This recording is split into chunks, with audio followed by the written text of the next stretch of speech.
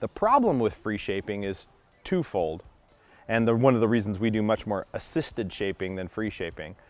The first problem with free shaping is, one, it is less efficient. It takes longer to get to the process. So if I were trying to teach my dog to put his feet on a target, for instance, I could lure my dog onto that target several times and get the dog in the ballpark, get the dog kind of performing an approximation of the behavior, reward them for getting their feet on it, and speed that process up significantly.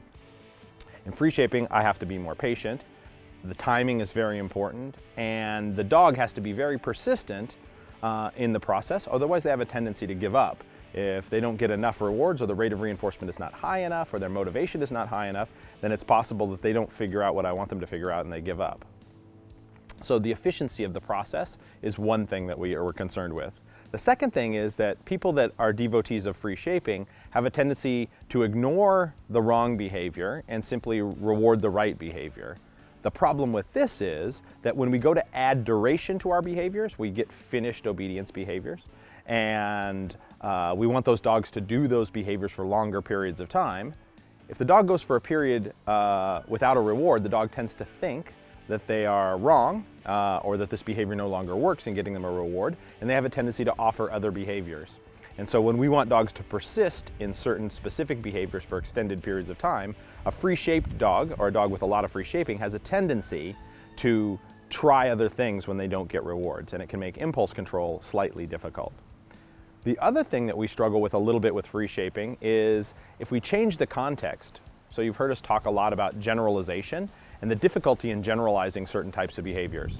And generalization is simply when you teach a dog a concept, and when you change the picture of that concept. I teach my dog to sit in front of me, then I need to teach my dog to sit beside me, I need to teach my dog to sit at a distance, I need to teach my dog to sit while he's moving, I need to teach the dog to sit while I'm moving, I need to teach the dog to sit with my back to the dog, etc., right? Every time I change that picture, it's possible that the dogs struggle with the concept. And if you've free shaped, you've had no help from the handler. So if I change the picture and the dog fails to do the behavior I prompt, then I don't have a way of helping them do it. And I'm back to shaping again, or free shaping again at that point in time. Now, each time it should get easier for you, but still that you have no way of intervening and helping the dog be correct.